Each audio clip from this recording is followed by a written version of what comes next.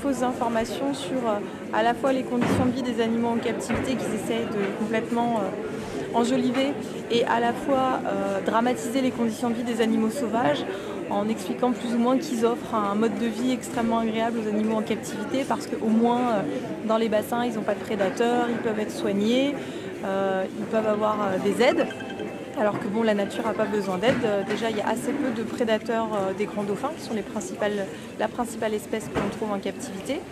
Les seules espèces qui peuvent potentiellement les attaquer sont les orques, les pseudorques et quelques grosses espèces de requins. Mais dans plein d'endroits dans le monde, ils ne sont absolument pas menacés par des prédateurs. Moi, je travaille sur l'étude de la population du golfe normanno-breton et ici, ils n'ont absolument aucun prédateur. C'est eux qui sont tout en haut de la chaîne alimentaire. Et ils sont plus de 350 et la population se porte parfaitement bien. Il y a des naissances tous les ans et ils n'ont pas besoin d'être soignés, d'être aidés. Après, oui, il y a des blessures, oui, il y a des maladies, oui, il y a des jeunes qui meurent, mais bon, c'est la nature. La nature, elle se régule par elle-même. Il n'y a jamais de trop dans la nature. Et si un animal est trop faible pour survivre, c'est triste, mais la nature, elle se régule.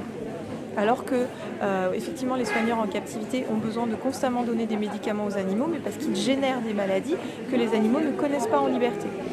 Par exemple, les maladies de peau, les maladies des yeux, les maladies des bronches, qui vont être liées aux irritations des produits des bassins, parce que même si dans les delphinariums français, les animaux ont de l'eau salée, l'eau de mer, elle est quand même traitée au chlore pour rester propre et bien lumineuse pour que les gens puissent les voir dans les bassins. Et ça va créer tout un tas d'irritations pour les animaux qui vont développer des maladies. Ils ont énormément de problèmes au niveau des dents aussi parce qu'ils sont tellement stressés et angoissés qu'ils vont développer des tocs, des comportements anormaux où ils vont ronger les parois de leur bassin, ronger les barreaux et ils vont aller jusqu'à se rogner complètement les dents. Et si on regarde en milieu naturel, les seules espèces qui ont des dents abîmées, ça va être les groupes d'orques qui sont spécialisés dans la chasse de requins, donc des animaux à la peau extrêmement abrasive.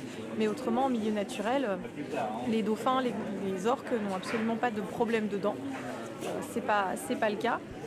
Voilà, ils sont obligés aussi de leur donner tout un tas d'antidépresseurs et d'anxiolytiques pour les calmer. En fait, les animaux sont sous camisole chimique en permanence pour éviter de se faire du mal, pour éviter de se faire du mal entre eux, parce qu'ils peuvent être extrêmement agressifs et dangereux les uns avec les autres, et pour éviter d'attaquer trop fréquemment les soigneurs.